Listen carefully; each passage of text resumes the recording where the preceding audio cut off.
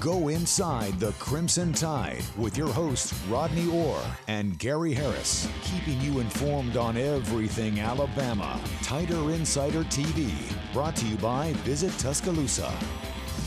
And hello again, everybody, and welcome into the latest edition of Tider Insider Television alongside Rodney Orr from TiderInsider.com. I'm WVUA 23 Sports Director Gary Harris. Well, you know, Rodney, it's that time of the year now where we're obviously football and basketball and football are kind of in the rearview mirror. Softball and baseball are taking center stage, and we got postseason to go to. But we're going to start with football because we're talking about the GOAT. Nick Saban held his annual Nick's Kids Golf charity event today over at Old Overton in Vestavia. The former Crimson Tide head football coach when he is at an event, it still takes center stage. He still moves the needle, and he's still worth talking about. He and Miss Terry hosted this event today, and they'll raise money for the next year to distribute throughout the state to charities and really in the Southeast as well. Current Crimson Tide football coaches and staffers like Kane Womack, Derek Nix, Brian Ellis, and Clinton Dix joined Coach Saban at the event, and former Alabama players such as Heisman Trophy winner Mark Ingram were on hand as well. Now here's where this gets interesting. Since 2007, and of course that will go up when they have the Nick's Kids Luncheon right before the season, this coming August, they've distributed nearly $16 million to worthy charities and organizations. That's an amazing number. We're going to hear from Coach in a minute, Rodney, in a moment. But first, just your thoughts on the impact that he continues to make in this state, he and Miss Terry, the iconic nature of who he is. And to some degree, this is what we got robbed of with Coach Bryant. Because Coach Bryant, I think, would have had this same type of impact had he not passed away a month after he finished coaching. But for Nick Saban, and this is no disrespect to Kalen DeBoer or anybody else in this state, I still think he's the most high-profile person in the state of Alabama. Well, listen, I talk to people all around the country. I talk to them on a regular basis, whether it's fans or high school coaches, whatever it might be. And, you know, when you mention Alabama, the first thing they ask is Coach Saban. Mm-hmm. They want to talk about Nick Saban and maybe the impact that he had on their school when he recruited their players and what he meant in terms of that player coming to Alabama. Whatever it might have been, you know, I talk to fans at other schools around the country, and they talk about Nick Saban. I mean, that's just the magnitude of him. It was the same way, as you mentioned, with Coach Bryant. You know, everybody associated Alabama with Bear Bryant. Now it's really very similar with Nick Saban. And what's great, spending 17 years here as the head coach, he had a chance to build a legacy. I mean, he was a great coach when he was at LSU. I think he was a pretty good coach when he was at Michigan State. And he had opportunities to leave here after 4, 5, 6, 8, 10 years. And had he done that, I'm sure he'd have been successful wherever he went. But by staying and retiring here, Rodney, he has a legacy now. And I know he's still got a home in Florida. He's got another vacation home, but he keeps his residence here in Tuscaloosa. And I just think that it's so big for him as an ambassador, not just for Alabama football and the university, really, but for the entire state. Yeah, no doubt about it. I mean, again, I think his impact stretches over just about everything. But I'm going to say this, Gary. You talk about you made a comment about him staying here. Mm-hmm. And I remember Lou Holtz said after Alabama had won back-to-back national championships, 11 and 12. He said Nick Saban needs to retire. Mm-hmm. He said he's done all he can do. The expectation's going to be through the roof. He's never going to be able to please people. Think about if he had retired. He had missed out on a national championship in 15, 17, and 20. Mm-hmm.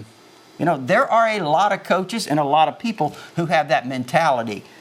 Nick Saban, he didn't step away when he was at his peak necessarily. He saw that there was still more to accomplish. I don't think he ever thought about failure. Yeah. I don't think he ever entertained the possibility of failing and tarnishing his legacy. He just kept thinking about how much more can I help develop young men, win football games and championships, and it's been incredible. One final thought. He's already won an Emmy now as a sportscaster on ESPN as an analyst. There's still a lot of talk about where we're headed with collegiate athletics and his involvement. Do you believe at some point he will have a more active role in the future, or that he's happy doing what he's doing right now? Well, I think he's probably really happy with what he's doing now, Gary. And I think he can have a great impact exactly where he is on ESPN. He certainly has a major impact. But I would be a little surprised if he moved on from that. Now, I think certainly he'll help in certain ways. But But I think right now he's probably going to stick with what he's doing. All right, it's time now for Coach Talk. And Nick Saban, of course, met with the media at that Knicks Kids charity event, and he was asked today if he ever imagined that Knicks kids would be this impactful in Alabama. Quite honestly, no. But, you know, I tell you what, Miss Terry and Katie and the people that, you know, work with her on this do a phenomenal job. And I think it also speaks to the compassion that the people in the state of Alabama have to try to help other people, especially young people. So we feel very fortunate that we've been able to grow this in a way that it can make a significant impact, whether it's, you know, building 21 houses or building a children's learning center or building a school with the juvenile detention center, whatever it might be, and then all the individual young kids that we're able to impact. And I think an unintended consequence of this is, you know, we have a lot of players who have foundations now because they had the experience of giving back and helping Knicks kids when they were student athletes. Like Derrick Henry gives a book bag to all the kids that we have at our Knicks Kids Luncheon, you know, the first day of fall camp. So, you know, all these things to me have a cumulative effect of how it helps other people have a chance to be successful. Special stuff. Earlier today, this morning on my radio show on Tide 100.9 FM, Williams Sandera joined me in studio, the Alabama offensive guard from Brookwood High School. He's got a camp coming up next month at his high school alma mater. He wanted to promote that. Also, we talked some football, obviously. That camp's going to be June 6th there in Brookwood. He is making a difference on and off the field. He's going to be a really good football player. He's also a terrific student, majoring in kinesiology. A lower back injury kept him off the field during the spring, but he's still got a lot of mental reps, and he worked on his conditioning. He's excited to be working with Adrian Clem. He'll be 100% by fall camp, and he said David Blue and the strength and conditioning staff, all the trainers did a great job with him. We talked about a number of topics, O-line, quarterbacks, but also about the running backs. Alabama's running game hasn't been up to par, but he said this group of guys can get the job done. I would sit here and say that an easier question would be who didn't stand out, but everyone stood out. You know what I'm saying? Everyone has their flash, what makes them what makes them a great running back for the Crimson Tide. The running backs are going to run hard. The line's going to block until the echo of the whistle, and we'll make some things happen. Yeah, now, Ronnie, that's the interview you did with us at WVO 23 Fall, my radio interview, but he talked about all the different backs that Alabama has and the different qualities. He said it is a great group. You've got some power, you've got some speed, you've got some versatility, and he feels like they get that talent at running back will not be an issue. Now, I know maybe some fans that take exception to that, but he feels like they'll be plenty good enough at that position. Well, I do think there's a lot of versatility. You look at Daniel Hill, he's kind of a power guy. Kevin Riley's a mixture. I mean, he can run with a lot of speed. He's a really good receiver. I think A.K. Deere has a tremendous amount of potential. Very explosive, big play guy. We saw that last year. Probably needs to get a little bit better without the ball in his hands and understanding the assignments and all of that stuff. And everyone wants to talk about E.J. Crowell, the true freshman. I think he's got the package. I mean, you're talking about a 220-pounder with the speed, the power, and all the tools that he has. I'll tell you, I really like that freshman, too, Trayshawn Brown out of Texas. He's a real versatile kid, catches the ball extremely well. We saw what he did in A-Day. So, yeah, I think they've got an excellent group. All right, still to come on Tider Insider Television. Alabama softball took care of business. They ran through the NCAA Tuscaloosa Regional this past weekend at Rhodes House like a knife through butter. Plus, Alabama baseball had a huge series victory to close out the regular season against Ole Miss. Now they're primed to host a regional, possibly a super regional, and possibly win a Southeastern Conference Tournament championship, something they haven't done since the Jim Wells era. All that's coming up. Plus, we'll be getting your phone calls, emails, and tweets. The phone number, as always, 205-348-WVUA. That's 348-9882. Let us hear from you, Tider Insider Nation. We'll be right back with the only show that takes you inside the Crimson Tide. Tider Insider TV will return after this break.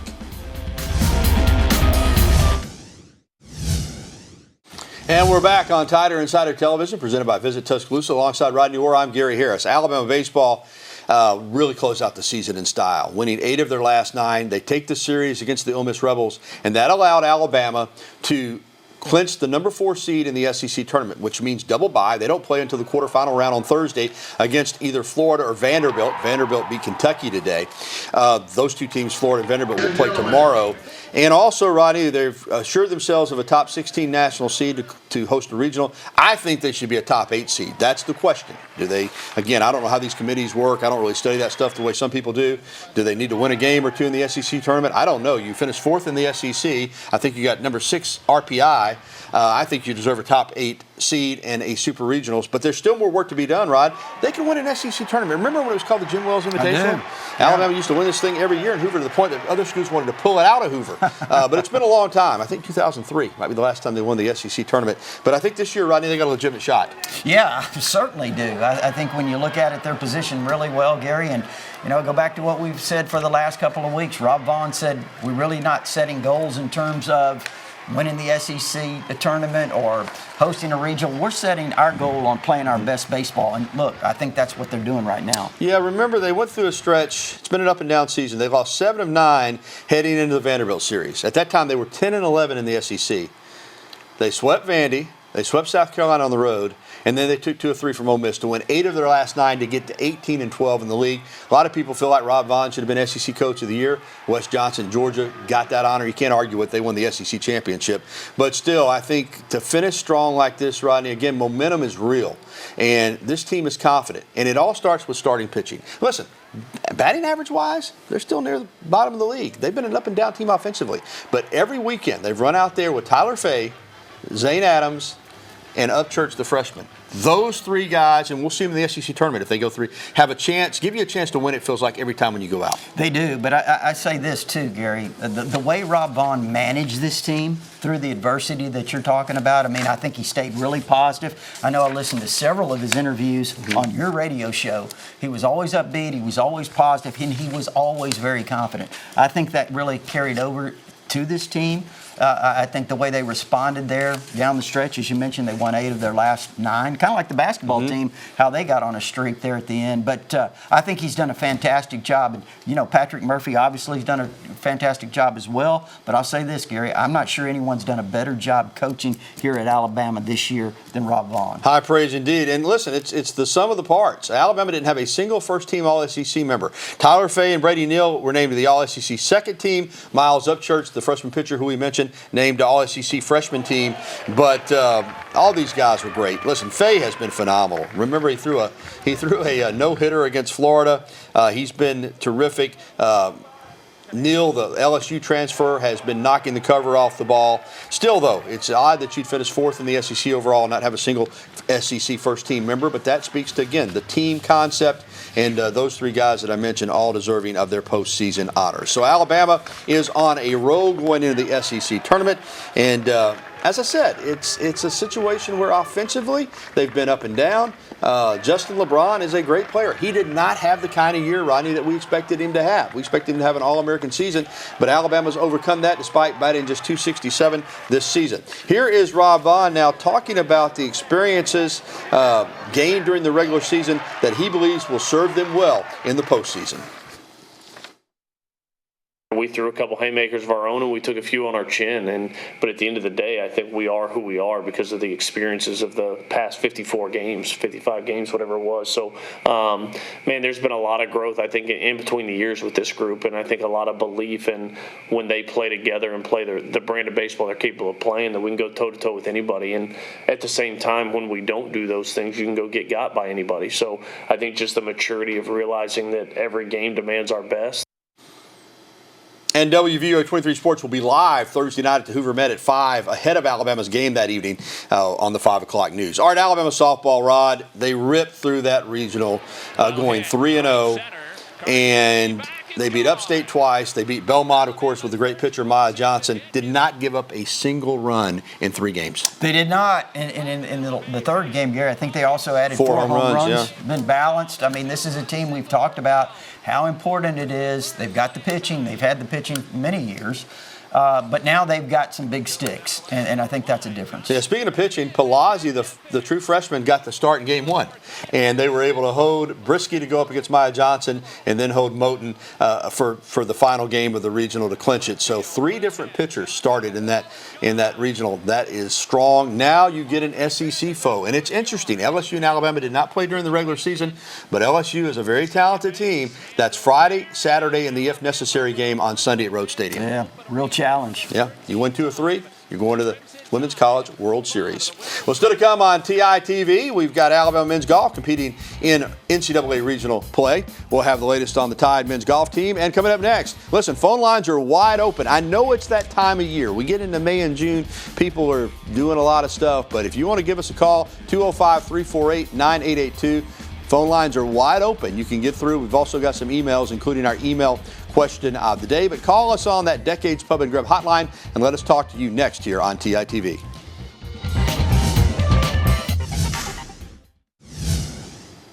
Alabama men's golf is competing in the NCAA Marana Regional out in Arizona. The Tide opened yesterday with a 2-under par score, landing them in 6th overall. Today, they were 10 under after making the turn, as they are still in 6th position with a 12-under par score so far at halfway point of today's round. You need to be in the top 5, though, advance to NCAA Nationals. Sophomore William Jennings is pacing the Tide as an individualist. He's at 7 under par. So they're right there, but a little work to done. Tomorrow is the 3rd and final day of the regional. Alabama needs to finish in the top 5 to get back to the NCAA National Championships. And we're back here on Tider Insider Television with Rodney Orr. I'm Gary Harris. The Decades Pub and Grub wide open hotline, wide open, 205-348-9882. So in the meantime, let's get to our email question of the day, and it's brought to you by KDM Service Corporations when it comes to heating and air conditioning, serving your family like our family. Here is the email question of the day. Why did Rob Vaughn not win SEC Coach of the Year? That's from Tammy in Tuscaloosa. It's a fair question. He deserves it. He's one of, but there's always more than one coach that deserves it. I will say this. I thought he did as good a job as anybody, Rodney. You said that earlier in the conference. But Wes Johnson did lead Georgia to an SEC championship, and they won it, kind of going away. So I would have loved to have seen Coach Vaughn win that award. At the same time, I can't argue with Wes Johnson, and I think baseball people in this league know what kind of job he did. Absolutely. And again, you're right. Wes Johnson did a fantastic job. He's certainly deserving as well. But I tell you what, with what you see from Rob Vaughn in the future, he'll win it. Yeah, remember they were picked, I think, 12th in the preseason. So exceeded expectations and then some. All right, let's jump out on the Decades Pub and Grub hotline. Remember, Decades Pub and Grub, downtown Timerson Square. The Clark family makes everything from scratch in their kitchen, some of the best sandwiches you have ever had, plus wings, burgers, and more. All right, Sammy up in Walker County is going to lead us off. Hey, Sammy. Hey, Gary, Rodney. Great job, guys. Gary got 70 in the ground. Talking about tomatoes, right? Yes, sir. Yes, sir. Can't wait. Guys, yes, sir. Gary and Rodney, I just want to make a comment actually on the football team with Kalen DeBoer. I think this year is monumental, really, to the 3rd year. That's a big step. Got his foot on the ground. Just see what y'all's take is on that. I think it's really special. Sammy, 3rd year has always been special for Alabama coaches. I mean, you can look at, Gene Stallings won a national championship in his 3rd year. Mike Dubose won an SEC title. I mean, there's several. But Mike Shula had a fantastic year, actually, his 3rd year when he went 10-2. So you're right. The 3rd year for an Alabama coach is usually pretty good.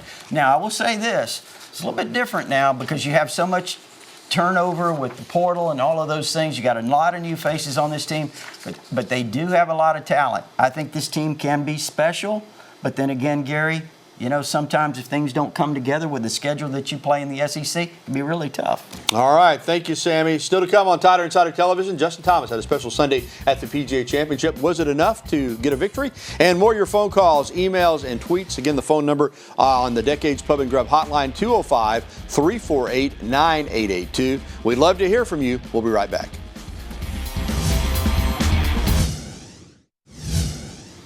Former Alabama men's golfer Justin Thomas already has 2 PGA championships. He was looking to add a 3rd at Aronimink on Sunday outside Philadelphia. He shot 65 in the final round, which put him as the leader in the clubhouse. It did not hold up.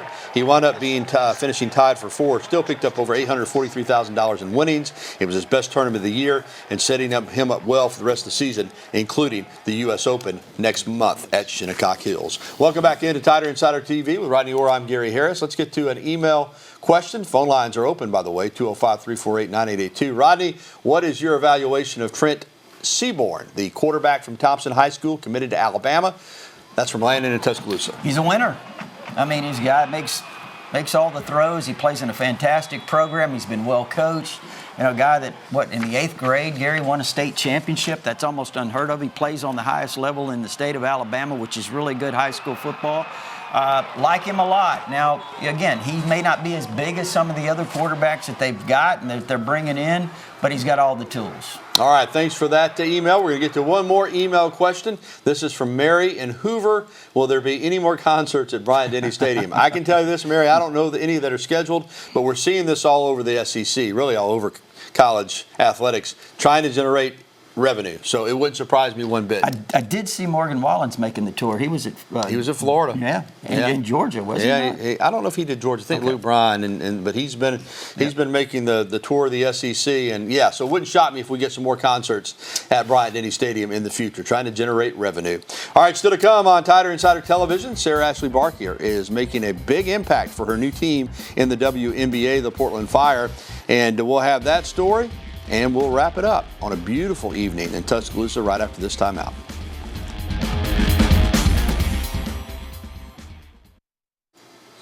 After a season with the Los Angeles Sparks, Sarah Ashley Barker is in Portland this year with the new Fire team. And boy, is she making an impact. Last night, 18 points, 4 rebounds, 3 steals, including this clutch steal that led to a and one for Barker in the final minute of the game. Then last week she hit a buzzer beater to give the franchise their first win in 24 years. That's the last time they'd had a WNBA team in Portland. Listen, she's a gamer, and I think she's going to do some special things there with the Portland Fire in the WNBA. Well, that's going to do it for this edition of Tider Insider Television, presented by Visit Tuscaloosa. Don't forget, if you missed any of tonight's show, you can catch a replay at 10:30 or find it anytime at WVUA23.com. We're going to leave you with the Alabama men's and women's track and field teams. They both finished second in the outdoor championships down at Auburn. That is excellent. Doris Lemon-Goley won the SEC Women's Commissioner's Trophy, awarded annually to the athlete who scores the most points throughout the conference meet. I know they didn't win it, but when you collectively add the men and the women, they had the highest finish of anybody. For Rodney Orr, I'm Gary Harris. Thanks for watching TITV. We'll talk to you again next week. Good night, everybody.